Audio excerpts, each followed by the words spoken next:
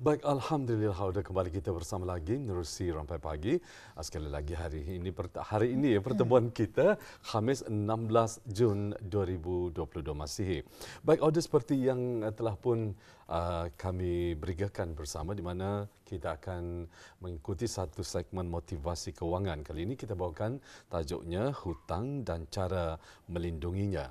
Dan kita perkenalkan narasumber kita yang bersama kita di studio Rampai Pagi, iaitu bersama dengan Tuan Haji Syamsul bin Haji Muhammad, iaitu pakar kewangan yang akan membicarakan ataupun memberi pencerahan mengenai dengan tajuk yang akan kita bawakan ini, hutang dan cara melindunginya. Kita ucapkan selamat datang. Assalamualaikum Tuan Haji. Waalaikumsalam warahmatullahi wabarakatuh. Apa khabar? Alhamdulillah. Ya, Alhamdulillah. Biasanya kalau tadi ini hutang dan juga cara untuk petani melunaskannya. Tapi kali ini hutang dan cara melindunginya. Jadi sebagai mukadimah mungkin Tuan boleh menjelaskan hutang dan cara untuk melindunginya. Okay. Bismillahirrahmanirrahim. Assalamualaikum warahmatullahi wabarakatuh. Okay, topik kita ni pada hari ini hutang dan cara melindunginya. Memang selalu kita ni mendengar hutang macam mana kita melangsaikan. InsyaAllah akan dikupas nanti kemudian. Tapi apa yang penting di sini hutang, bila kita ni hutang ni kan banyak kategori hutang. Hutang ni ada hutang individu kepada individu, individu kepada kerajaan, individu kepada sektor swasta ataupun syarikat, ataupun individu kepada bank ataupun institusi kewangan. So ada sebahagian hutang itu dilindungi secara automatik. Ada hutang itu yang tidak dilindungi, terpaksa tani mengambil. Dan ada hutang yang tidak dilindungi, terutama sekali bila kita ni hutang antara individu dari seorang ke seorang based on perjanjian mulut. Tapi kalau kita nilai pada hutang ini kan kalau ia tidak dilindungi, ia akan boleh menjejaskan kepada ahli keluarga. Sebagai contoh, orang itu berhutang bila meninggal, terutama sekali bila memegang bila berhutang kepada aset, contoh kereta ke rumah. Bila yang dilindungi, ia akan menjejaskan orang yang ditinggalkan.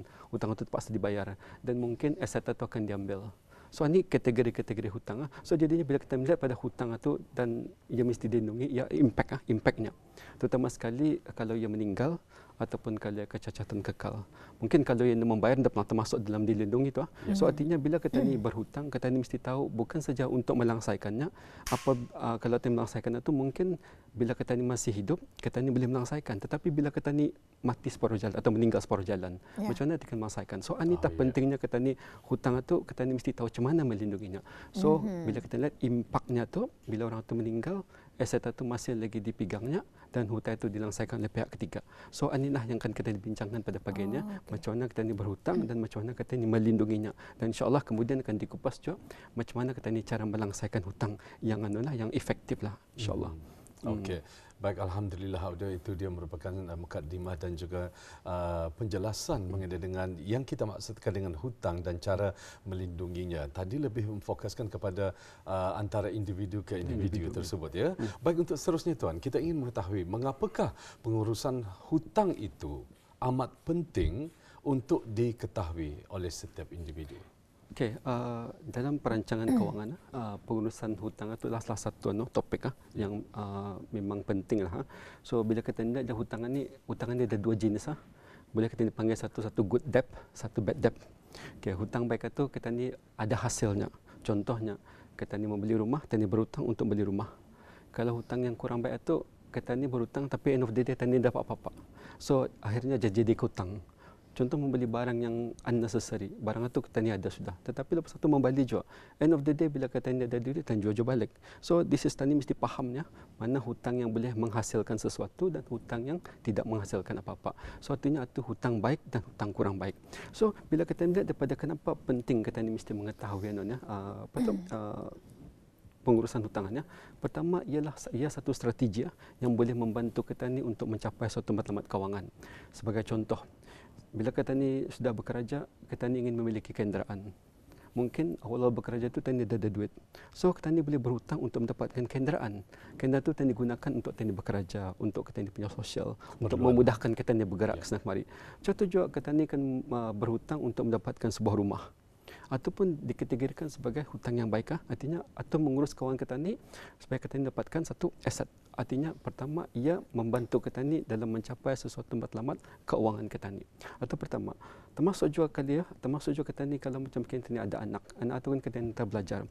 Anak itu dah dapat scholarship, tapi petani boleh berhutang untuk menghantar dia belajar ataupun untuk menyambung pelajaran ataupun dikategorikan hutang baik. So ini adalah matlamat kewangan yang boleh petani gunakan hutang sebagai pengurus hutang sebagai satu kaedah untuk mencapai suatu matlamat kewangan. Itu pertama. Yang kedua, bila kita melihat daripada penggunaan hutangannya, macam mana petani menggunakan hutang ini daripada menambah aset petani. Contoh, petani sudah ada rumah. So petani akan menambah aset petani. Mungkin petani boleh jadikan sebagai pelaburan. So artinya petani berhutang dengan harapan petani mendapat aset dan petani boleh mendapat hasilnya sebagai satu pelaburan.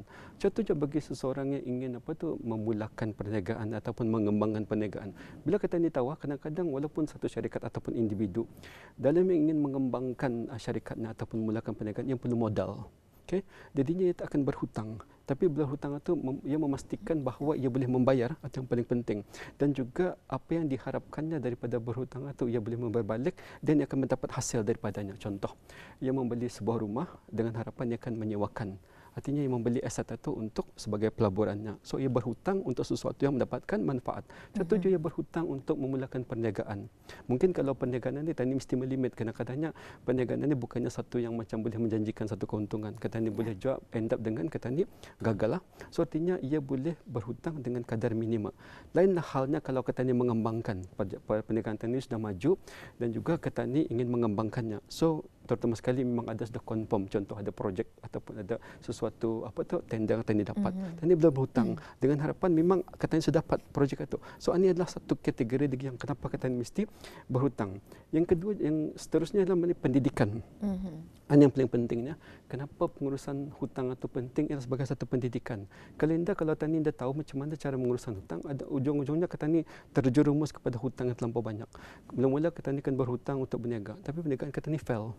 Petani berhutang untuk mendapatkan sesuatu dengan harapan aset atau akan dapat petani leburkan. Satu petani gagal juga. So petani mesti tahu ada pendidikan. Yang penting di sini bila petani berhutang, petani mampu untuk membayar balik dan ada kaedah dan cara petani untuk membayar balik. So ini adalah penting objektif petani ataupun matlamat petani kenapa petani berhutang dengan memastikan bahawa hutang itu akan membantu petani sama ada untuk pelaburan, mendapatkan aset ataupun membangun perniagaan dan juga untuk mengurus kewangan petani.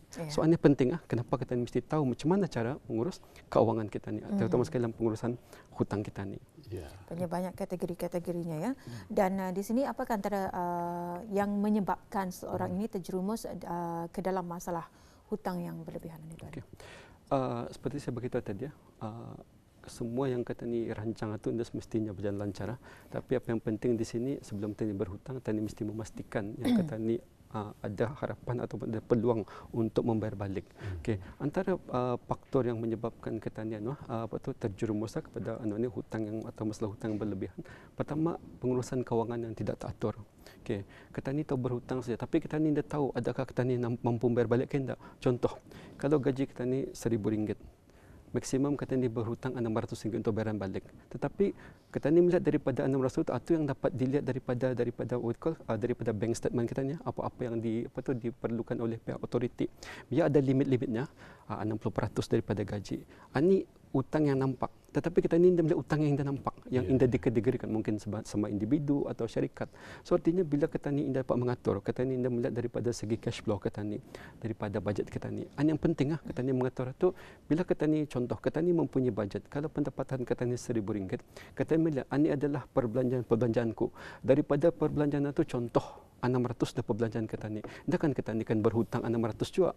So which is berlebihan daripada petani punya pendapatan. So adalah penting petani mengetahui cash flow petani, bajet petani mesti ada. So artinya kalau gaji 1,000 yang dapat kepinjam RM400. Pasal 600 ini untuk kelangsungan hidupku. Itu pertama.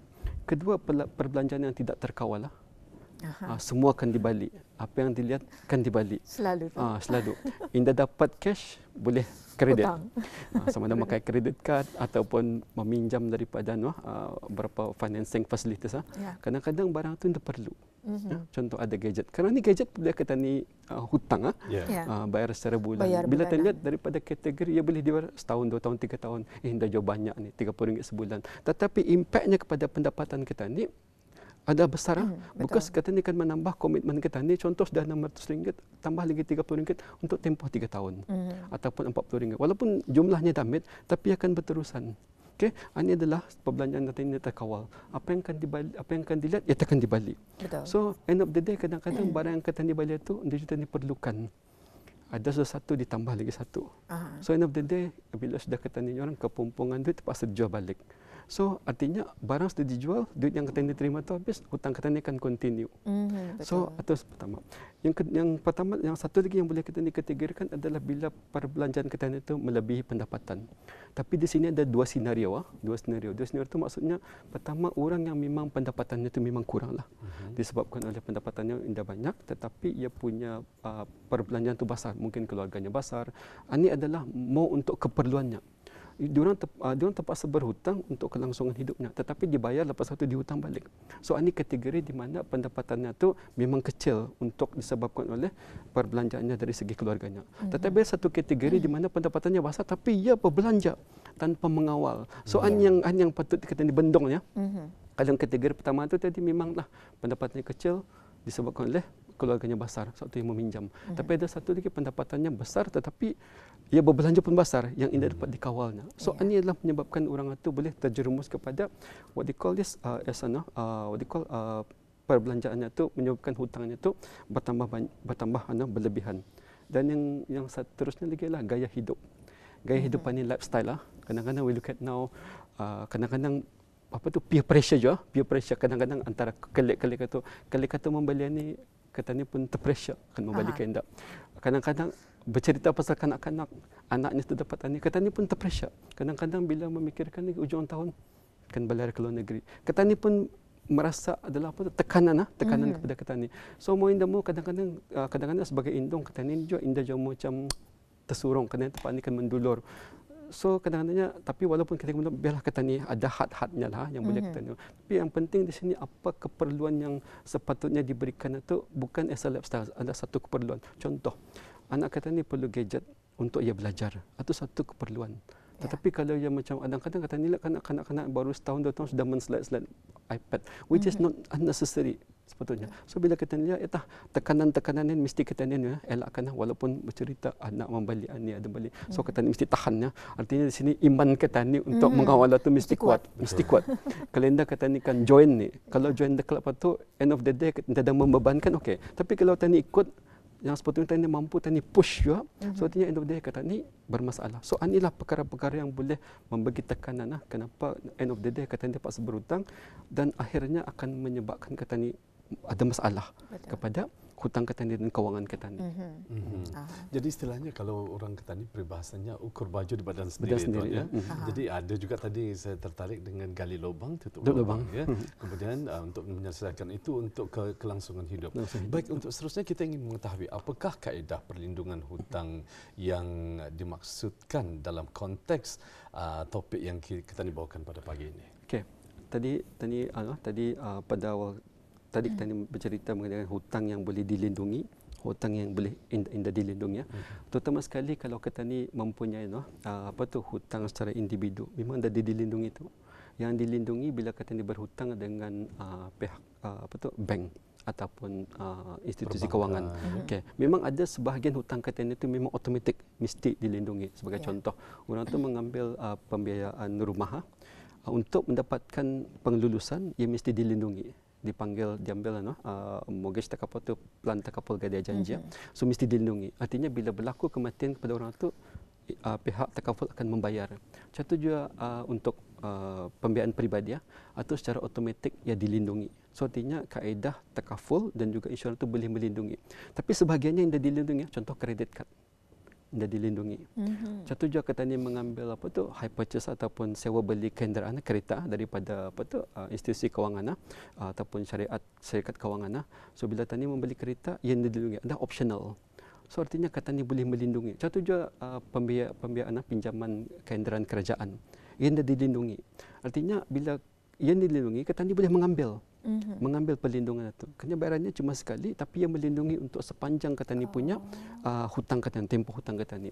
Artinya bila berlaku apa-apa secara atau kematian, bergantung kepada jenis perlindungannya. Ada yang melindungi kematian, ada yang melindungi kecacatan kekal. So artinya bila berlaku apa-apa kepada orang itu, ia akan dibayarkan.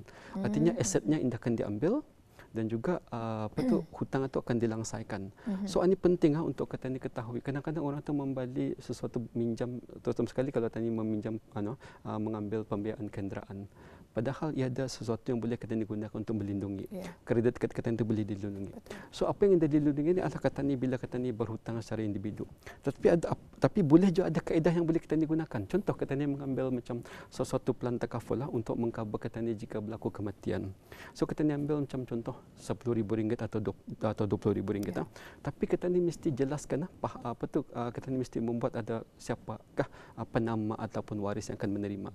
So bila Ketani berhutang pada individu, kadang-kadang bila meninggal Ketani tahu orang ini berhutang ke tidak. Artinya Ketani boleh mengambil sesuatu plan takaful atau perlindungan atau so Ketani mesti beritahu kepada penama orang yang Ketani akan serahkan jika berlaku kematian. So mereka tahu ada hutang korah CA, CB, CC. Mungkin duit ini nanti kalau tak berlaku apa-apa, duit ini boleh digunakan untuk membayar.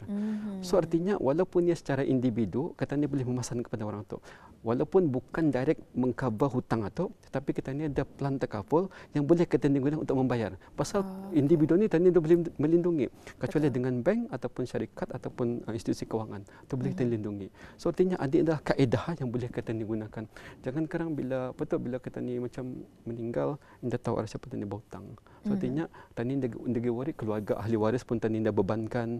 Ketani pun sebagai yang meminjam pun peace of mind Okay, anything happen to me pun hutang akan dibayar. So this is something yang boleh Ketani gunakan sebagai kalau Ketani sebagai yang berhutang, Ketani fikirkan macam mana Ketani melindungi hutang Ketani. Memang ada cara-caranya untuk Ketani melindungi hutang Ketani itu. Saya jujur hari ini baru saya tahu keseluruhannya. Ya, betul. Ia sangat berguna untuk Ketani semua dalam segmen motivasi kewangan kita. Dan tadi Tuan ada mengatakan kaedah. Jadi apakah antara kaedah-kaedah yang boleh digunakan pakai untuk menangani ataupun menyelesaikan hutang? Okey. Sebenarnya ada dua kaedah yang bagus untuk Ketani gunakan bila Ketani berhutang. Ketani cara melangsaikan itu ada dua. Satu pertama Ketani dinamakan sebagai snowball teknik.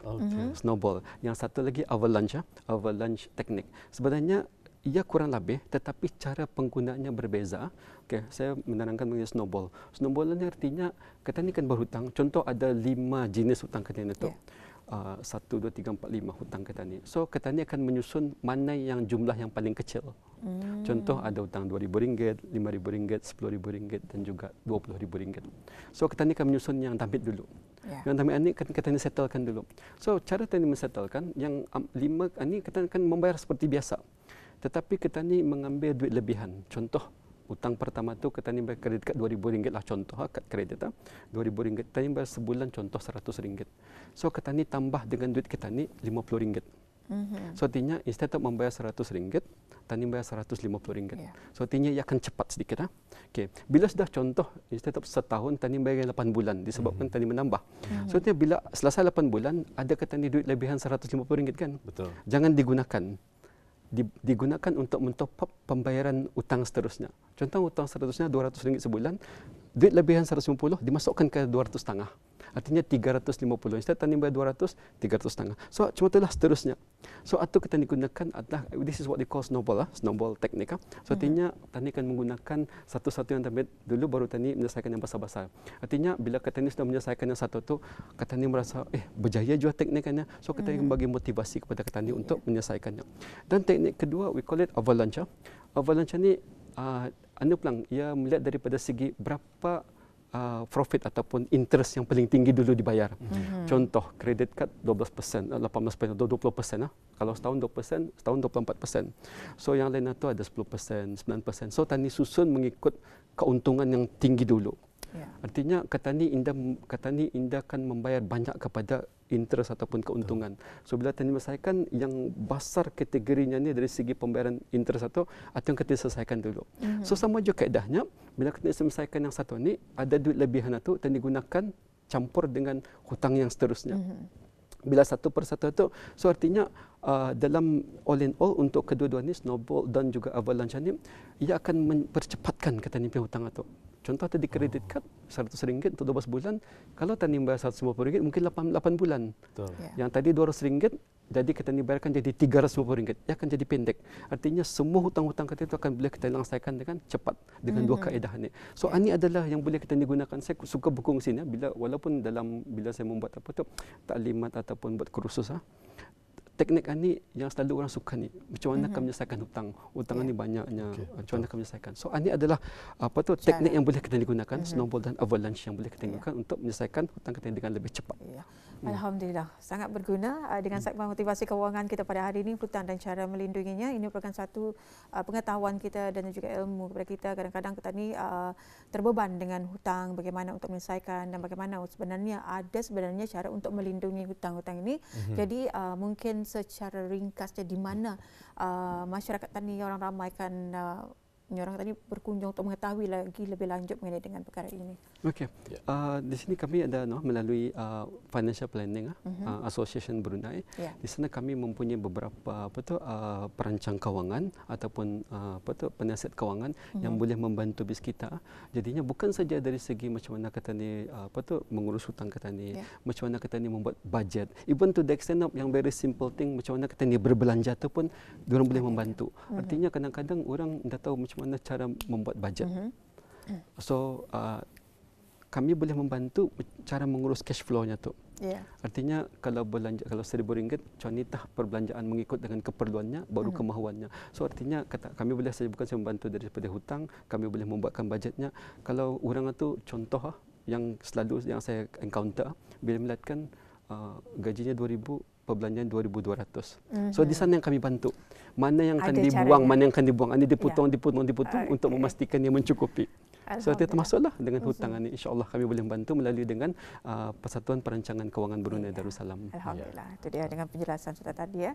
Dan mungkin di tajuk yang akan datang ataupun di minggu yang akan datang akan ada lagi topik yang akan kita bincangkan dengan segmen motivasi kewangan ya. Jadi ribuan terima kasih kami ucapkan kepada Yang Mulia Tuan Haji Samsyul, Haji Muhammad pakar kewangan kita yang menjelaskan dan juga yang membantu kita sedikit sebanyak ya mengenai dengan hutang dan cara melindunginya. Terima kasih Tuan. Assalamualaikum. Waalaikumsalam warahmatullahi wabarakatuh.